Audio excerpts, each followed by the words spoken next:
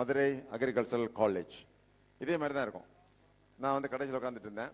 ஆனால் அந்த காலேஜில் படித்த ஒரு மாணவன், அவரும் டாக்டர் ஆகணும்னு ஆசைப்பட்டு எம்பிபிஎஸ் கிடைக்காம அக்ரி ஜாயின் பண்ணி அவர் ஐஏஎஸ் பாஸ் பண்ணிட்டார். அவருக்கு பேர் விகே சுப்ராஜ்.